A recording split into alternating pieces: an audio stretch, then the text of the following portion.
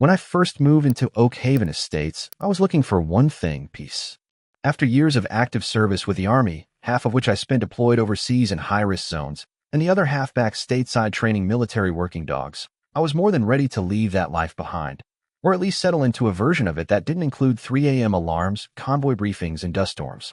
My retirement papers were finalized, my gear was packed, and there was only one companion I knew I was bringing with me: Ranger, my canine partner and best friend for the last 4 years.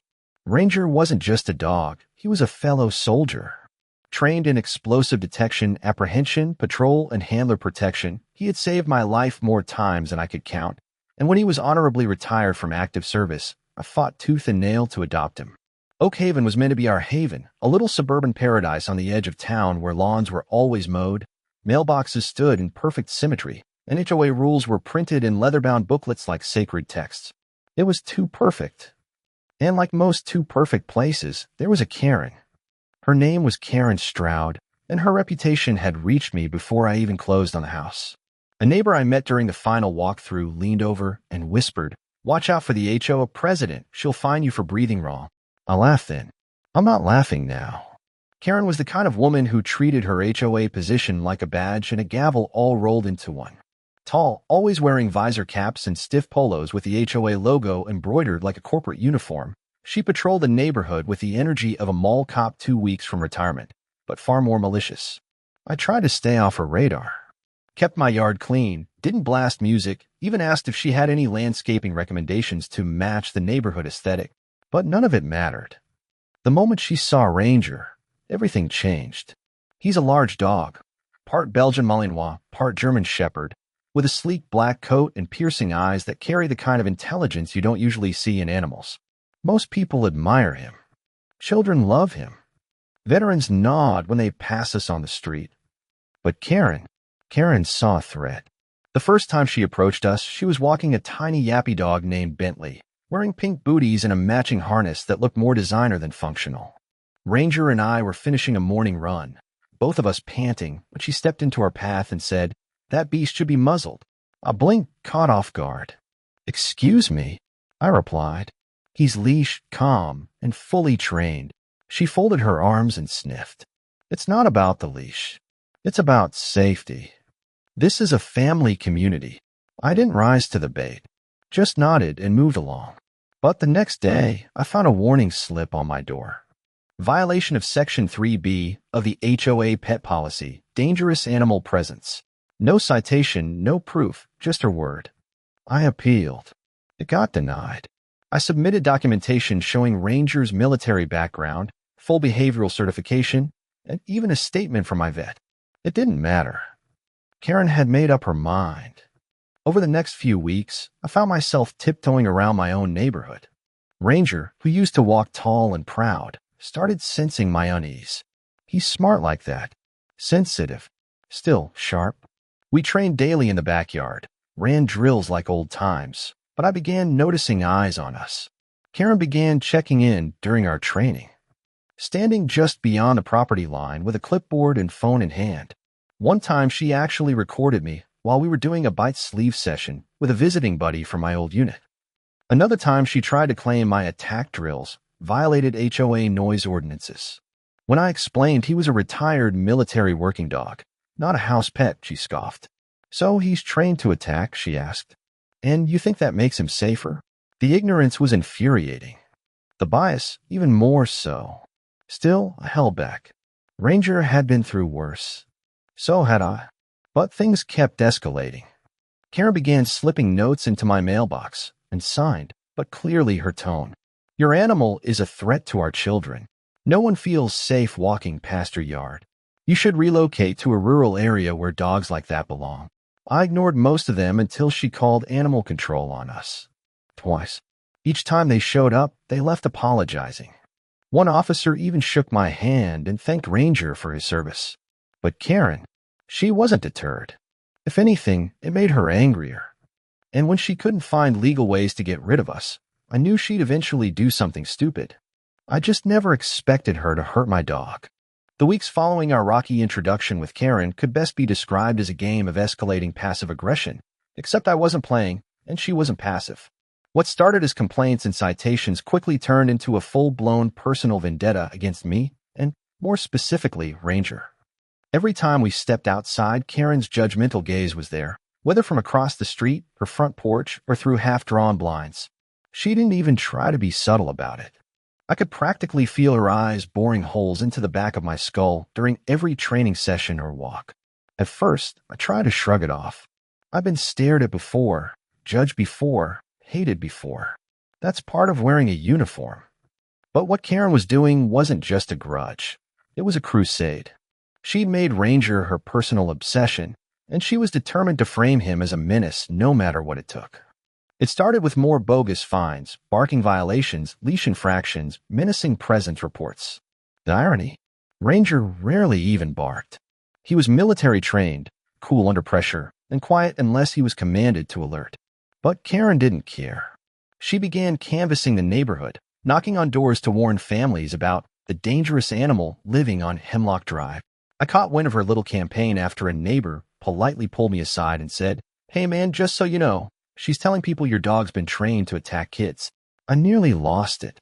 But instead of reacting emotionally, I gathered my paperwork, the behavioral certifications, the military retirement documents, even his vet's letterhead, and made laminated copies to hand out.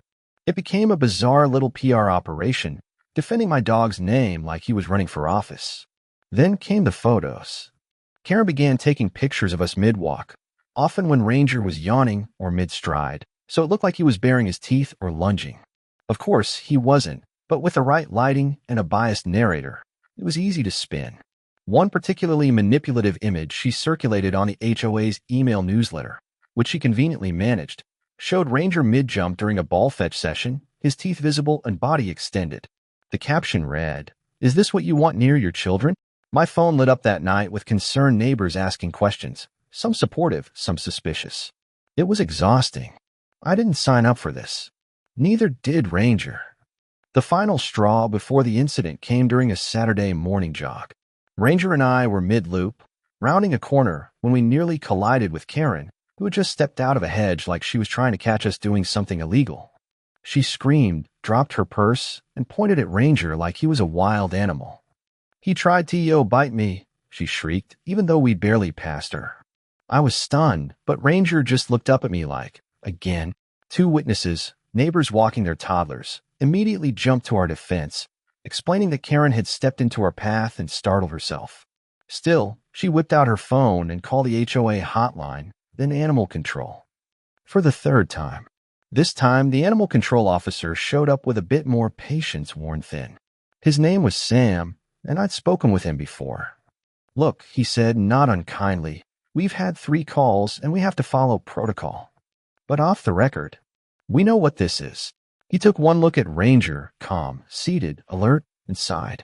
"You know she's pushing for a behavioral review, right?" I nodded. "Let her. I'll bring the documentation and a demonstration.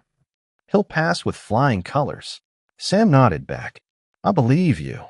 But she's not going to stop." I went to the HOA board directly next, which was its own disaster. They were mostly Karen's cronies, residents who didn't want drama and were too intimidated to challenge her authority. "We're aware of the situation," one board member mumbled. "We just ask that both parties exercise neighborly discretion." Neighborly discretion? One of them actually suggested I put Ranger in a muzzle during walks, just to make everyone feel safer. I laughed in disbelief. "You want me to muzzle a dog with a higher clearance and a better service record than any of you?" I got up and walked out before I could say something I'd regret. It was after that meeting that things turned hostile.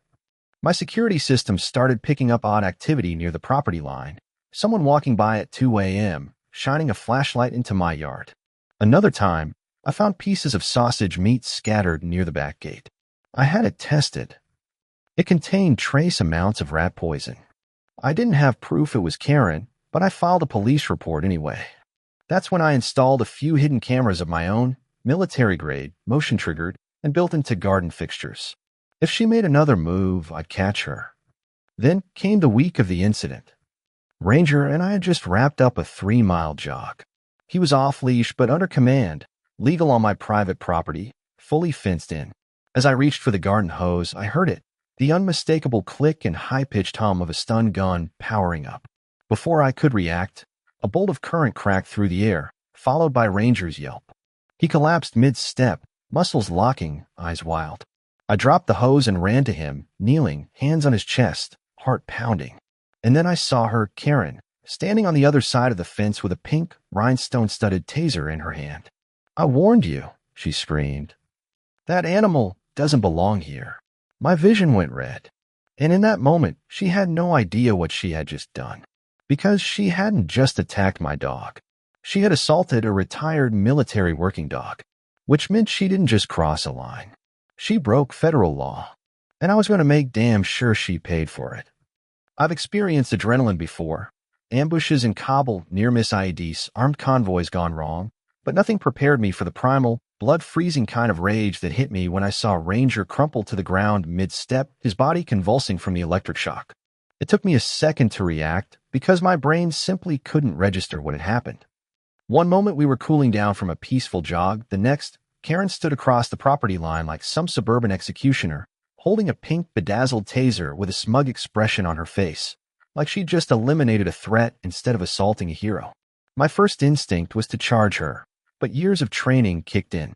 I dropped to my knees beside Ranger, my hands already scanning his body, checking his vitals. He was breathing, but labored. His eyes were wide and confused, as if he couldn't believe what just happened. I muttered his name repeatedly, my voice breaking between, "It's okay," and "I got you." "Get away from him," Karen shrieked, backing up. "That dog is unstable." I was defending myself.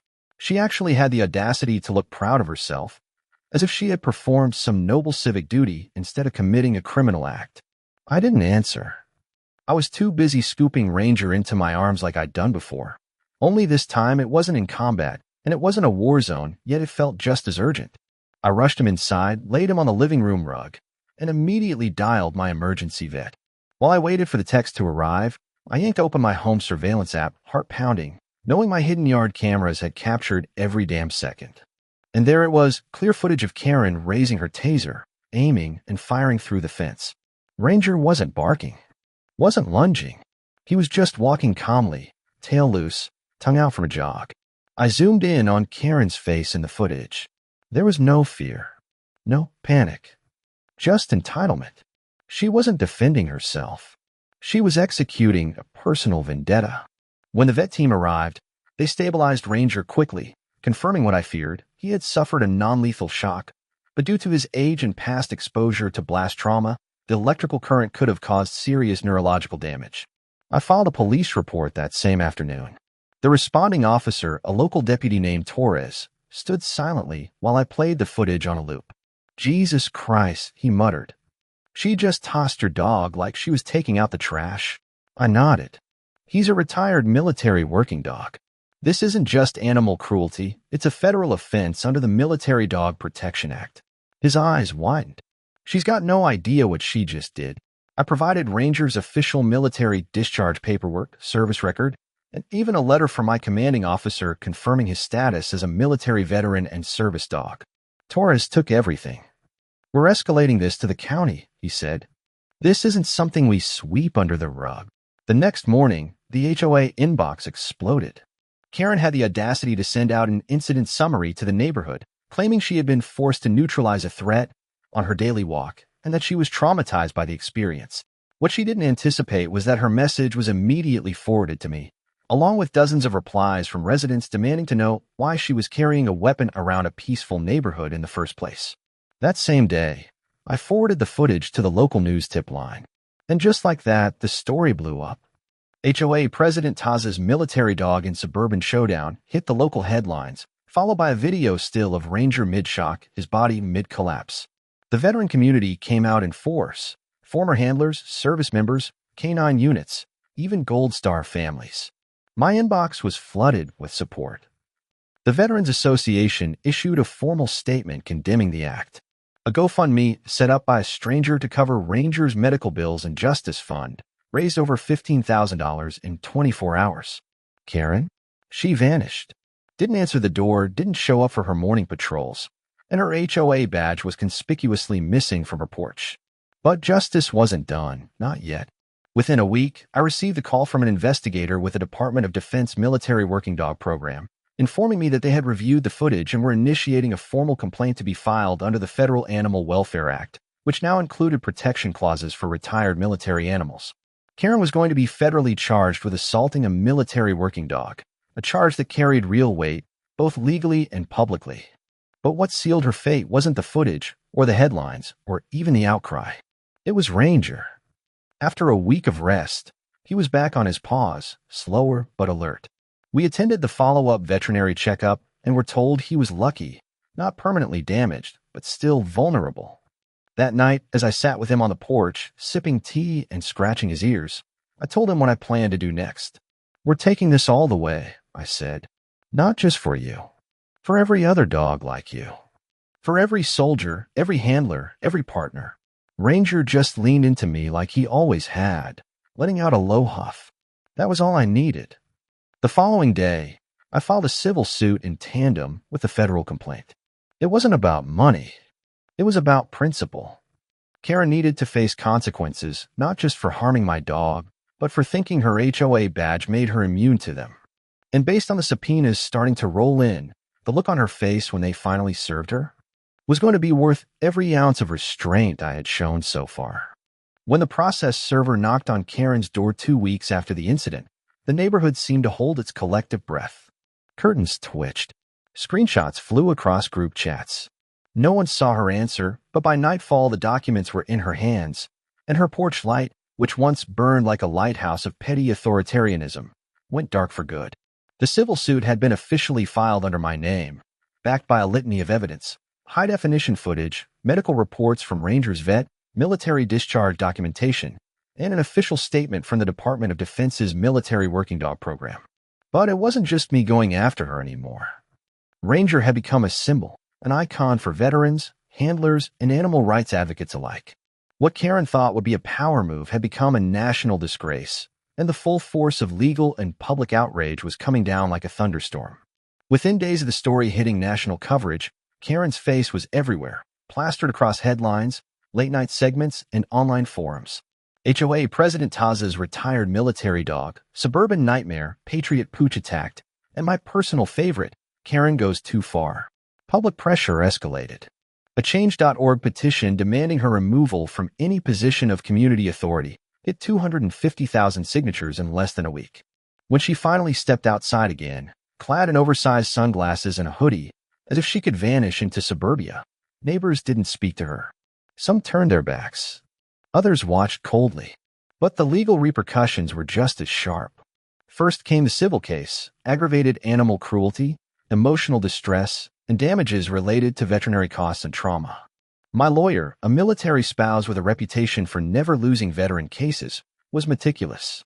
Every citation Karen had filed against me became part of the narrative, evidence of targeted harassment. Each letter she'd slipped into my mailbox was presented as premeditation. The fact that she fired a taser through a fence at a leashed dog, that sealed the intent. The judge scheduled an evidentiary hearing, and the court date was set. But even before we stepped inside the courthouse, Karen's world was crumbling. The HOA convened an emergency board meeting, this time without her. They had no choice but to vote on her removal. Unanimously, she was stripped of her presidency, barred from holding any future HOA position, and fined for conduct unbecoming of an officer under their own charter. That same night, the HOA issued a public apology to the neighborhood on embossed letterhead, which included a formal statement of support for me and Ranger. For once, the board had grown a spine. A week later, Karen's mailbox was found flattened, run over in the middle of the night. Someone planted a small American flag in the dirt where it used to stand. I didn't do it. I didn't condone it. But I understood it. Still, I wasn't after revenge. I was after accountability. During the court hearing, Karen's lawyer tried everything, claimed it was self-defense, insisted she feared for her life, tried to discredit Ranger's service status by claiming he was just a pet now. My lawyer responded by playing a clip of Ranger performing a precision command routine, followed by a signed commendation from my former commanding officer outlining Ranger's involvement in 3 separate bomb sweeps that saved a total of 27 lives. The judge sat in silence for a moment before leaning forward and asking one question. "So, Ms. Stroud, Why exactly were you carrying a taser in the first place? Karen had no answer. The court ruled in our favor. Karen was ordered to pay damages for Ranger's medical bills, a fine for unlawful weapon discharge, and court costs. She also faced a misdemeanor charge for animal cruelty and a federal warning on her record, an enormous deal for someone who had previously taken pride in managing other people's behavior. But what really buried her was the community's rejection. She was removed from every neighborhood committee. Parents warned their kids not to go near her house. A Support Our Service Dogs block party was organized across the street the same weekend as her penalty hearing. Ranger was the guest of honor. I didn't gloat. I didn't yell. I didn't throw her words back at her. I just showed up, stood beside Ranger in his custom red, white, and blue collar, and accepted every handshake, every thank you, every hug from people who admitted they'd once been afraid of him because of her. One woman with tears in her eyes brought her son over to meet Ranger. I used to be scared, the boy said. But my mom said he's a hero. Ranger leaned down and gently licked his hand. That moment, that was justice. Karen eventually sold her house. Quietly. The listing was anonymous, the move unannounced. One morning, her car was gone, and her porch was empty. A new family moved in, nice folks, no HOA aspirations. The only sign she'd ever lived there was the faint square in the grass where her president of the HOA sign used to be staked. As for Ranger, he made a full recovery. His coat gleams again, his energy's back, and his tail wags like it always did before the stun. But he walks a little closer to me now, a little more protective. And me? I keep my head up when we walk. I don't glance nervously at fences or windows. Because Karen's gone. And more importantly, people know now. They know who Ranger is, what he represents, and what happens when you mess with loyalty forged in combat. Our home feels like a haven again. Finally. And I swear, every now and then, when we pass by the flag someone left where Karen's mailbox used to be, Ranger gives it a little extra tail wag, like he knows. Like he remembers. Because loyalty never forgets.